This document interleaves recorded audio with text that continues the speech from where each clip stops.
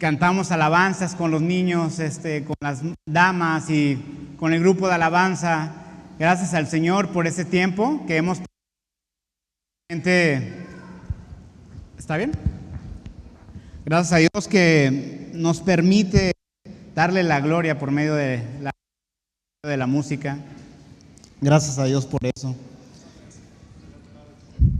¿Cuál?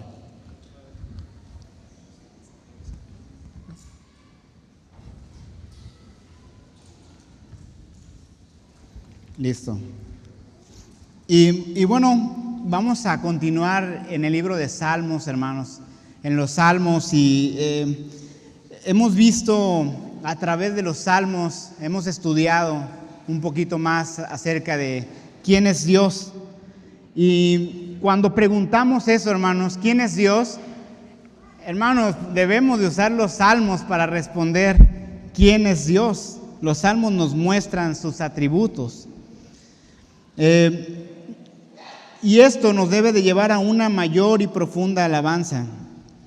Y gracias a Dios, ya como hemos visto en lo largo del servicio, pues ya estamos casi cerrando el año, diciembre, y pues es un mes que es muy bonito, ¿verdad? Es un mes que personalmente nosotros también como familia nos gusta mucho. Vienen las posadas, celebraciones. No sé a cuánto les gustan los regalos, también nos gustan los regalos, es un buen tiempo, ¿no? Y tanto los creyentes como los que no son creyentes se pueden reunir para celebrar la Navidad.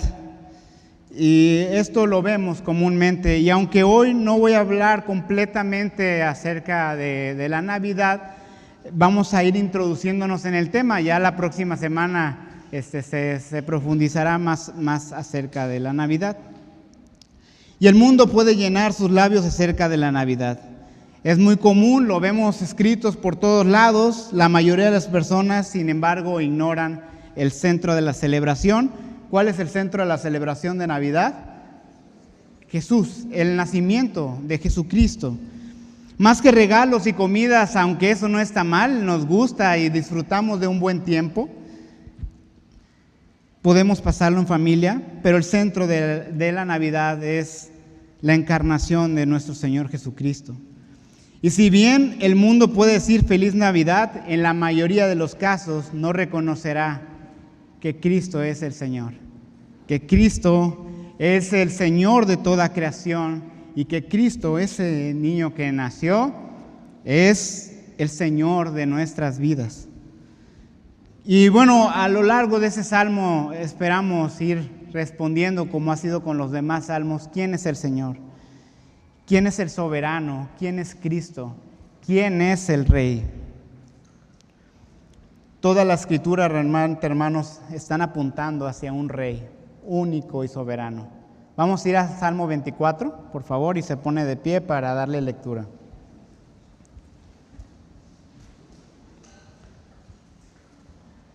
Salmo 24 dice: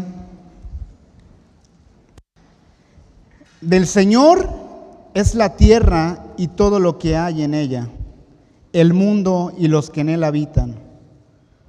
Porque él la fundó sobre los mares y la asentó sobre los ríos. ¿Quién subirá al monte del Señor y quién podrá estar en su lugar santo? El de manos limpias y corazón puro. El que no ha alzado su alma a la falsedad ni jurado con engaño. Ese recibirá bendición del Señor y justicia del Dios de salvación. Tal es la generación de los que buscan tu rostro como Jacob. Alcen, oh puertas, sus cabezas, álcense puertas eternas para que entre el Rey de gloria. ¿Quién es este Rey de la gloria? El Señor fuerte y poderoso. El Señor poderoso en batalla. Alcen, oh puertas, sus cabezas, alcen las puertas eternas para que entre el Rey de la gloria. ¿Quién es ese el Rey de la gloria? El Señor de los ejércitos es el Rey de la gloria. Vamos a orar, hermanos. Oh, amado Señor y Padre, qué buen tiempo de alabanza. Buen tiempo, Señor. Gracias que los salmos nos han enseñado a cómo alabarle, Señor. Y en esta ocasión queremos seguir aprendiendo, Señor, acerca de usted, acerca de cómo acercarnos a usted y acerca de, queremos saber de quién habla David, quién es ese Rey de Gloria. Ayúdenos, Padre, en el nombre de Jesús. Amén. Pueden tomar sus lugares, hermanos.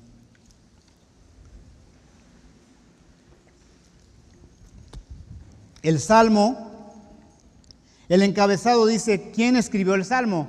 Y dice que es Salmo ¿de quién? De David. Y se le reconoce a él como el autor. Y estuve buscando acerca en qué contexto fue escrito este Salmo. Y había mucha variedad de información. Pero la idea se centra en que ese Salmo se daba lectura en Jerusalén cuando el arca de Dios estaba siendo trasladada y transportada a Jerusalén. Y ahí en el libro de Samuel, no lo busque, usted puede seguir en el Salmo 24, pero aquí está en la pantalla. Vamos a ver un poco acerca de este evento que parece que es el que está rodeando este Salmo. Y es en segundo libro de Samuel 6:2, dice: David se levantó y fue con todo el pueblo que estaba con él en Bala de Judá para hacer subir desde allí el arca de Dios, la cual es llamada por el nombre del Señor de los ejércitos que está sobre los querubines. El arca, hermanos, esta arca había sido construida de manera muy específica, detallada, con láminas de oro. Y adentro de esta arca lo importante era lo que contenía y que estaban las tablas de la ley. Y esta arca, ¿qué simbolizaba? ¿Qué veía el israelita cuando veía el arca? Simbolizaba la presencia de Dios con el pueblo. Y este salmo apunta cuando esta arca estaba siendo trasladada hacia Jerusalén para introducirla en el tabernáculo. 6:15 en segundo libro de Samuel dice: David y toda la casa de Israel hacían que el arca del Señor hacían subir el arca del Señor con aclamación y sonido de trompeta. Había una fiesta, había música, celebración, había toda clase de instrumentos, como dice en segundo libro de Samuel. ¿Y qué celebraban? Celebraban que el Señor, su Dios, estaba con ellos, que la presencia de Dios estaba con ellos, y celebraban una victoria. Celebraban que Dios les había dado la victoria después de una batalla, después de una guerra. Y es interesante que las personas encargadas de mover el arca o estar alrededor de todo esto eran personas consagradas al Señor. Eran hombres elegidos para esta tarea, eran hombres que desde que nacieron sabían a qué se iban a dedicar. Casi sus mismas familias los consagraban para ello. Este salmo servía, hermanos, también para recordar al servidor, al que sirve, al que dice que conoce quién es Dios. ¿Quién es Dios? Esos hombres esos levitas eran adiestrados para servir al Señor, hombres de buena reputación, y ellos necesitaban escuchar nuevamente quién es Dios. ¿Quién es Dios? Y eso es algo, hermanos, que es importante para cada una de nuestras familias, para nuestra iglesia, recordar una y otra vez los atributos del Señor. Hermanos, vamos a pasar años y toda una vida y toda una eternidad conociendo quién es Dios. ¿Quién es Dios? Puede tener años en la fe, pero ¿no le pasa que muchas veces nos centramos en nosotros mismos y perdemos de vista quién es Dios? No nos pasa. Y estamos acerca y muy, muy cercano de celebrar la Navidad. Y en la Navidad justamente perdemos de vista quién es Dios. Perdemos de vista quién es Cristo. ¿Quién es ese niño que vino a este mundo? ¿No le causa admiración y ver y duda, ¿quién es? ¿Quién es? ¿Quién es Él? Este salmo, hermanos, lo he dividido en 3 características, en 3 divisiones que se ven muy claras dentro del salmo, en 3 atributos de Dios que apuntan y encajan completamente en la persona de Cristo. Estos 3 atributos que vamos a estudiar hoy es: el Señor es soberano. El Señor es soberano. Segundo, el Señor es santo. Y tercero, el Señor es el Rey de la gloria. Primer punto, primer característica del Señor es que el Señor es soberano. Y vamos al versículo 1 y 2. Del Señor es la tierra y todo lo que hay en ella, el mundo y los que en él habitan, porque Él la fundó sobre los mares y la asentó sobre los ríos. Del Señor es la tierra. La Reina Valera dice: de Jehová es la tierra y todo lo que hay en ella. Y en la Biblia, hermanos, todo, no hay mucho que estudiar. Es todo. Todo pertenece al Señor. Todo pertenece al Señor. Nuestro Señor es el dueño de toda la tierra, y los israelitas quizás podrían, al ver este primer encabezado, primer línea, podrían decir: ok, sí, el Señor es dueño de la tierra, de nuestro territorio, donde nosotros estamos, claro, es nuestro Señor. Pero no, profundiza mucho más en ello, porque dice: el Señor es dueño también del mundo, completamente de su creación. Y todo lo que hay en ella. Hermanos, todo lo que hay en ella, usted, yo, todos, hermanos, aquel que vino hoy por primera vez, todos pertenecemos al Señor. Todos pertenecemos al Señor. La humanidad tiene un solo creador y ese es Dios. Cada hombre, cada mujer, todos le pertenecen a Dios. Los creyentes debemos afirmar también: todo ha sido creado por el Señor. Todo. Dios es dueño de la tierra. Y pensaba en esto: no hay un solo metro cuadrado en esta tierra que no pertenezca a Dios. No hay un solo pedazo de tierra que no sea dueño Dios primeramente. En Levítico, me encanta este versículo, dice Levítico 25:23, dice, nos habla claramente de quién es el dueño de la tierra. Dice: además, la tierra no se venderá en forma permanente, pues la tierra es mía. ¿Cómo dice el Señor? La tierra es mía, porque ustedes son solo extranjeros y peregrinos para conmigo. Dios es el dueño de la tierra. Cuando por así decirlo, cuando un israelita podía firmar una escritura, él no podía decir: soy el dueño perpetuo de esta tierra. No, hasta el final decía: Dios es el dueño de la tierra.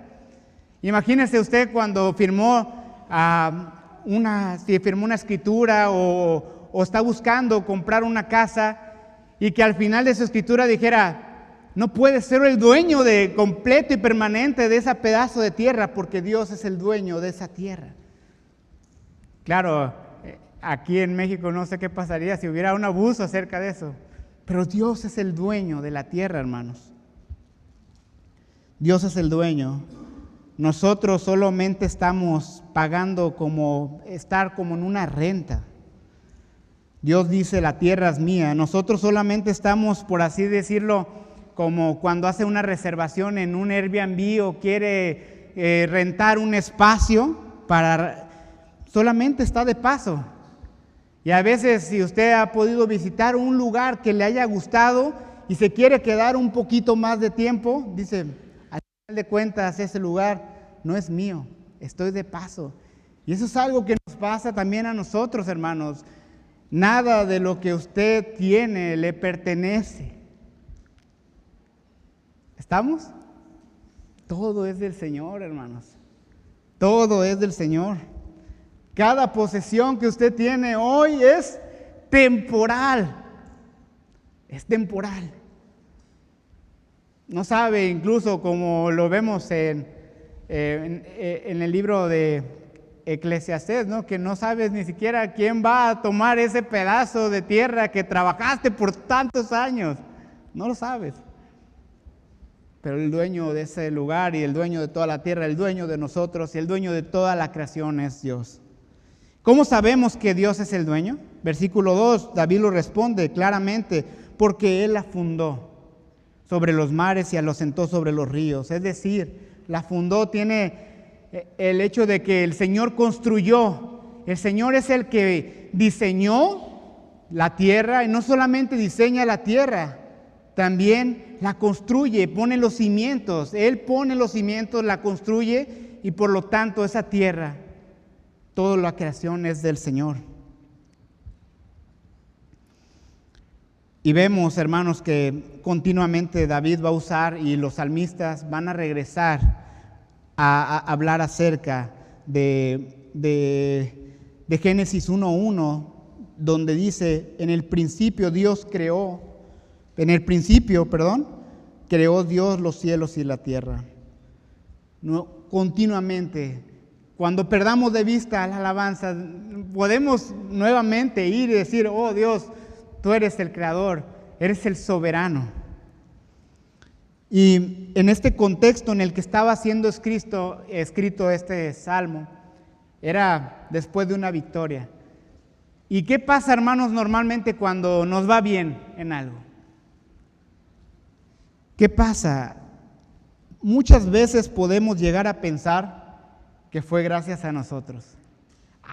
Qué inteligente soy. Wow, me pulí, como dicen, ¿no? Qué inteligente he sido. O el mismo David podrá decir, qué fuerte, mira qué capaz soy para que yo logré esa batalla. No, él nuevamente quiere voltear a ver y saber de quién realmente viene el poder. Si creemos en nuestras fuerzas, eso es vano, falso. David busca que la mirada del pueblo se centre en Dios. Eso es lo que tenemos que buscar, hermanos, una y otra vez con nuestras familias. Que nuestra mirada, aún a pesar de una victoria, nuestra mirada vuelva al Señor. Y si la alabanza, hermanos, si esa mirada para alabar al Señor, si la alabanza se trata del Señor, Dios nos muestra también cómo debemos alabarle, cuál es la medida, cuál es el estándar para alabar a este gran Dios. Y eso hemos pasado por este tema, creo que bastantes predicaciones. Dios está hablando algo ahí. ¿Cuál es el estándar? ¿Quién ha puesto el estándar para que el creyente se acerque a Dios? ¿Cuál es? Dios mismo pone el estándar porque Él mismo es la regla. Y con ello paso al segundo punto, hermanos. El Señor es santo. El Señor es santo. Y este versículo, el versículo 3 del Salmo, inicia con una pregunta que todo hombre puede hacerse. ¿Cómo puedo estar bien con Dios? ¿Cómo puedo? ¿Qué tengo que hacer? Y dice el Salmo 24:3, dice, ¿quién subirá al monte del Señor y quién podrá estar en su lugar santo? ¿Cómo puedo estar bien? Y podría usted decir, hermano, sí, creo que el Señor es el creador, creo que Él es el poderoso, pero ¿cómo puedo estar bien con ese Señor? ¿Quién podrá, hermanos? ¿Quién puede mantenerse de pie delante de su presencia? ¿Quién podrá?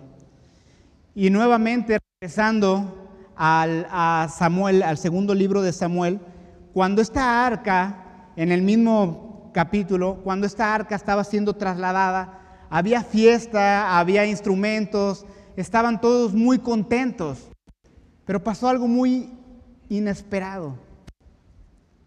Después, imagínense, todos estaban contentos y alabando al Señor, y cuando el arca estaba siendo trasladada, se movió por los animalitos que la estaban, casi se estaba cayendo. Y a un hombre diestro, un encargado de ver este traslado, pierde de vista quién es Dios. Perdió de vista y al momento de ladearse el arca, él quiso detenerla. Y dice que la ira del Señor se encendió en contra de este hombre, en contra de Usa. Y este hombre no recibió como una maldición solamente por toda su vida. No, ese hombre al instante cayó muerto. Cayó muerto. Y se encendió la ira del Señor contra Usa, y Dios lo hirió allí por su irreverencia, y allí murió junto al arca de Dios. Imagine esto, hermanos. En medio de esta gran celebración, este hombre perdió de vista. Y podré decir, hermano, pero no hubo algo antes que este hombre pudiera decir y estar más alerta, cuidado, porque el Señor es digno de ser temido y el arca no tenía que tocarse. En primer libro de Samuel, Dios ya había herido a los hombres que habían visto adentro del arca. ¿Y saben cuántos hombres murieron? 50,070 hombres. Fue una gran mortandad. Había un precedente de que Dios es digno de ser temido. Dios es digno de ser temido, porque Dios es santo.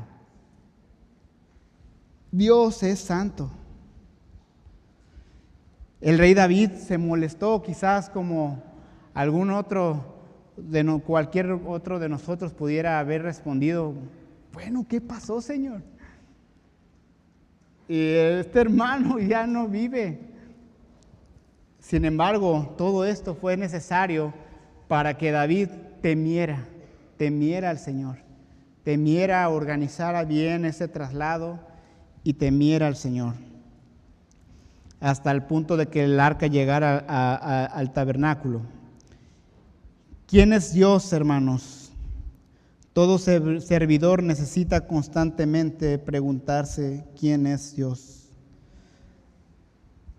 ¿Quién puede venir delante del Señor? Y David va a usar 4 características. 4 características del adorador. Y esto me recuerda mucho a lo que estudiamos en el Salmo 15 con el hermano Jonathan. Prácticamente es un paralelo el Salmo, este versículo y el Salmo 15. Prácticamente lo que está haciendo el Salmo 24 es un resumen de lo que ya vimos en el Salmo 15. En el Salmo 15 decía, Señor, ¿quién habitará en tu tabernáculo? ¿Quién morará en tu santo monte? Y el hermano Jonathan nos dio requerimientos del adorador.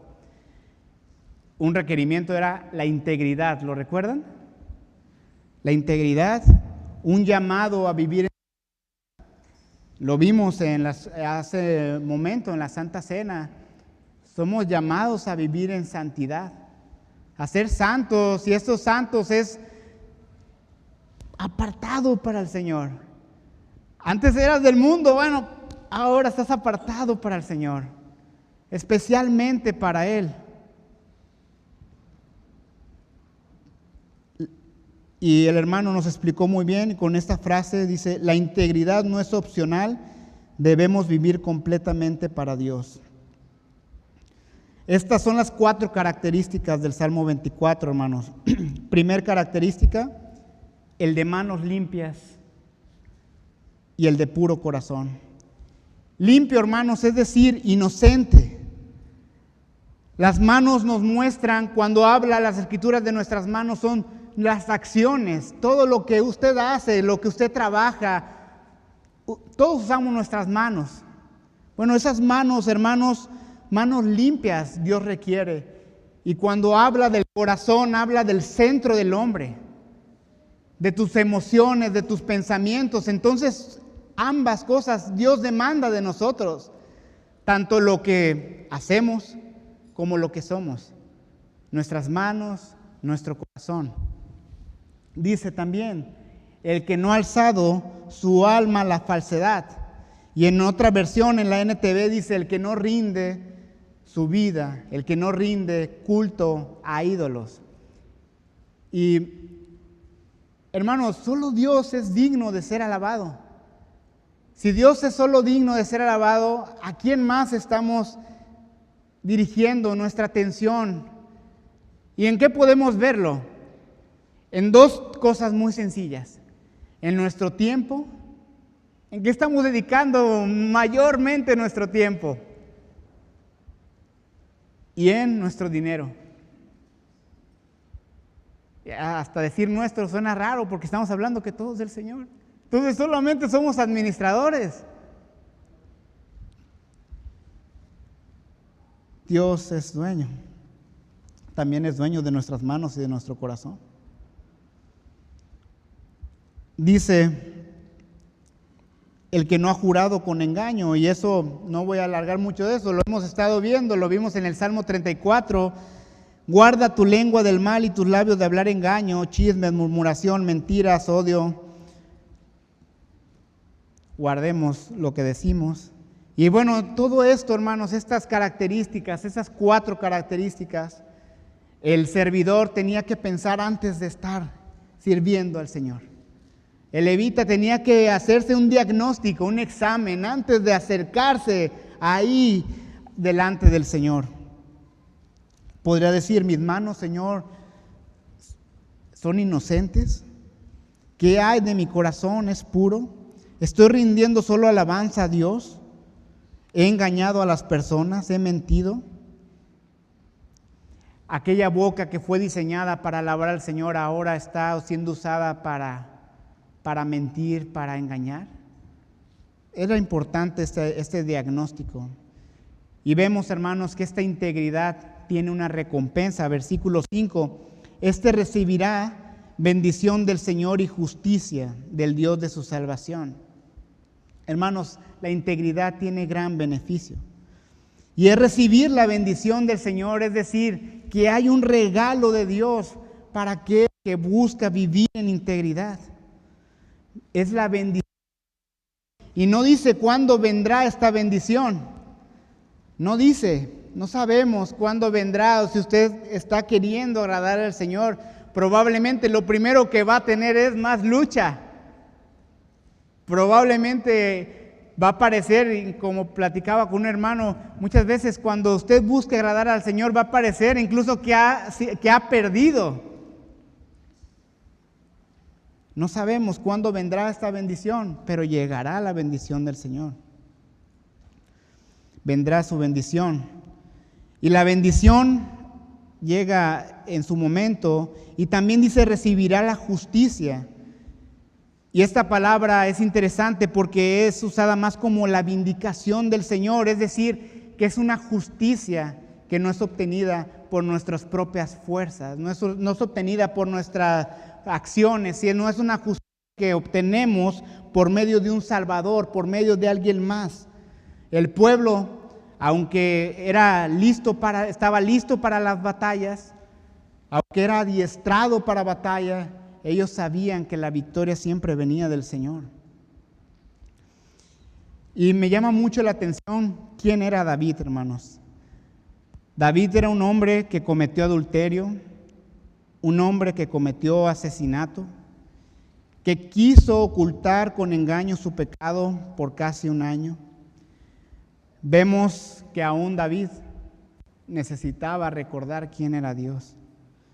Y hermano, así como David, todos nosotros, todos y cada uno de nosotros hemos pecado. ¿Y qué podemos hacer? Pues debemos arrepentirnos. Ningún beneficio tendremos con ocultar nuestro pecado. Eso solamente será un engaño para nosotros mismos y provocará una mayor pérdida. David quiso ocultarlo hasta que fue confrontado por Dios mismo. Y dice, tal es la generación de los que le buscan. ¿Por qué se caracteriza, hermanos, nuestra generación el día de hoy? ¿Por buscar a Dios? No, ¿verdad? Yo recuerdo cuando salí de la preparatoria, entre broma y no, nos felicitaron por ser la generación con mayor desorden. Y bien felices, ¿verdad? Así como... ¿Realmente por qué se caracteriza tu generación? por qué se caracteriza a las personas de las cuales te rodeas. Y si tú dices, es que yo busco a Dios, bueno, ¿estás influyendo en otros para que busquen a Dios también?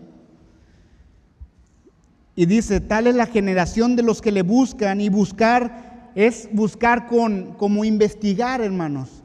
Buscar con esmero, con esfuerzo, buscar al Señor. Y aquí quiero animarle en esto, hermanos. Quiero animarle en que busquemos el rostro del Señor. Buscar es estar en su presencia. Buscar es estar más pasando tiempo con el Señor. Y qué ardua labor, qué difícil es para hoy en nuestros días, hermanos. Porque tenemos una vida y un mundo con tantas distracciones. Ahorita es tan sencillo con solamente que metan sus manos a sus bolsillos, saquen su celular y que si está pasando un tiempo de oración, así nuevamente se desconecte, nuevamente pierda de vista incluso que estaba orando. Hermanos, busquemos al Señor. Busquemos al Señor. Hasta aquí, hermanos, hemos visto al Señor santo y soberano. Y pasaremos a la última característica del Señor. El Señor es el Rey de la gloria. El Señor es el Rey de la gloria. Y me gustaría que lo leyeran conmigo, hermanos. Vamos a darle lectura para que despierte.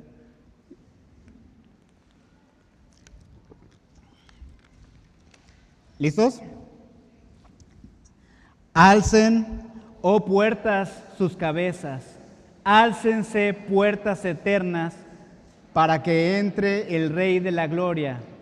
¿Quién es este Rey de la gloria? El Señor fuerte y poderoso, el Señor poderoso en batalla. Hasta ahí, hermanos. Todas estas características del Señor nos están preparando para que entre el Rey de la gloria. Esta arca que estaba siendo conducida hacia Jerusalén, es como si David llegara a la puerta y ordenara a estas puertas, ábranse de par en par, ábranse grandemente para que entre el Rey. Y David está ordenando que estas puertas que estaban cerradas se abran de lado a lado. Puertas eternas. Y es interesante decir puertas eternas porque esto puede apuntar hacia el momento exacto en el que David estaba introduciendo el arca, pero también nos apunta hacia un futuro, hacia un tiempo que está indefinido. Dice David, ábranse puertas para que entre el Rey de gloria. Y David se está refiriendo a sí mismo. Ábranse puertas para que entre el Rey David. No, él está diciendo para que entre el Rey de gloria. ¿Quién es ese Rey de gloria? ¿Se refiere a sí mismo? No. Y vean estas características de este Rey, hermanos. Este Rey es fuerte, poderoso, Señor, poderoso en batalla. ¿Quién es ese gobernante? Todos los reyes, que cuando estás estudiando reyes se da cuenta que todos los reyes tuvieron faltas. Algunos fueron un fracaso rotundo. Realmente, ¿hacia qué rey se está refiriendo David? Porque ninguno de los reyes que hemos estudiado vemos que encajan exactamente con este Rey poderoso, con este Rey perfecto. Este Rey es honorable y altamente glorioso, de gran fuerza, valiente, guerrero, héroe, victorioso. Y algo que me hizo pensar durante el mensaje, hermanos, es en Éxodo 15, el pueblo conoció algo nuevo del Señor. Cuando el pueblo fue sacado de Egipto, cuando el Señor abrió los mares y pasaron por este lugar. David compuso un salmo, y ese salmo dice: mi fortaleza y mi canción es el Señor, y ha sido para mí salvación. Él es mi Dios y lo glorificaré. Él es Dios de mi Padre y lo ensalzaré. El Señor es fuerte guerrero, el Señor es su nombre. ¿Qué dice Moisés? Algo muy similar a lo del Salmo. Él es mi salvación. Él es mi guerrero. Y tanto en Éxodo, hermanos, como en Salmos, tanto Moisés como David, las batallas, las pruebas, todas las luchas que Dios lo lleve a pelear, como a ellos servirán para conocer más. ¿Cómo podía reconocer David que él era poderoso? Porque vio la mano de Dios. Y esto era normalmente, él huyó, él estuvo pasando por tiempos muy complicados. Y aquí vi algo, hermanos, que realmente las pruebas que vivimos servirán para reconocer de quién viene la victoria y para conocer más al Señor, de tal manera que nuestra confianza crezca en Él. Nuevamente lo repito, las pruebas que vivamos servirán para reconocer de quién viene la victoria y para conocer más al Señor, de tal manera que nuestra confianza crezca en Él.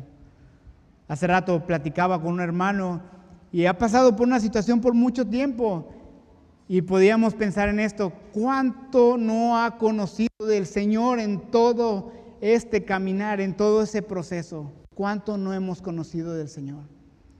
Y no sabemos qué lucha, qué batalla cada uno de ustedes esté viviendo, pero algo que podemos estar seguros es de que vamos a conocer un atributo del Señor, vamos a conocerle más a Él, vamos a conocer a nuestro Señor. David dijo después de una victoria: el Señor, no yo, dijo David, el Señor es el Rey de la gloria, de ningún otro hombre, solo de Dios es la victoria. ¿Quién es este Rey de la gloria?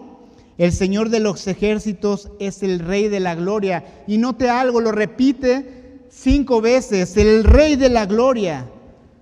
Dios es el Rey digno de todo honor, el único que merece alabanza. David no habla de sí mismo, no habla de otro hombre, no habla de un rey terrenal, habla del Señor. Iglesia, el Señor es el único Rey de gloria. Y esta es la adoración correcta: reconocer al Señor soberano, acercarnos con reverencia a Dios y reconocer al Señor como el Rey de gloria. Salmo 29:2 dice: tributen al Señor la gloria debida a su nombre, adoren al Señor en la majestad de su santidad. Y para ir concluyendo, hermanos, vemos que este salmo es un puente hacia Cristo, es un puente de que existirá un cumplimiento para que entre ese Rey. Y las personas que estaban en la puerta no sabían cuándo cuándo regresarían los guerreros, no sabían cuándo terminaría la guerra, pero tenían esperanza. Al igual no sabemos qué tanto David reconocería qué pasaría más adelante, porque no es claramente que no está hablando de sí mismo, sino de un Rey eterno, un Rey soberano. Entonces, hay un enigma, y ese enigma es resuelto hasta el nacimiento del Rey de Gloria, hasta el nacimiento de nuestro Señor Jesucristo. Esta arca, hermanos, estaba por entrar, y normalmente en una guerra, pues no van todos, van solamente los capacitados para una batalla. Imagine todas aquellas personas que tenían que quedar esperando dentro de las murallas. Cuando escuchan a lo lejos las trompetas, alabanzas, fiesta, qué gran alivio, ¿verdad? Qué gran alivio. Y escuchan la voz de un hombre decir: ábranse puertas, que entrará el Rey de Gloria. Cristo, hermanos, vino a este mundo. Y este Rey de Gloria nació de manera muy humilde, creció, vivió sin pecado, fue humillado hasta la muerte. Y hay un solo hombre que cumple con todos los requisitos que vimos de santidad. Un solo hombre que los cumple al pie de la letra. Claro, somos llamados a imitarle y a ser santos, pero hay uno único hombre que se mantiene inocente, libre de toda culpa, con corazón puro, con manos limpias.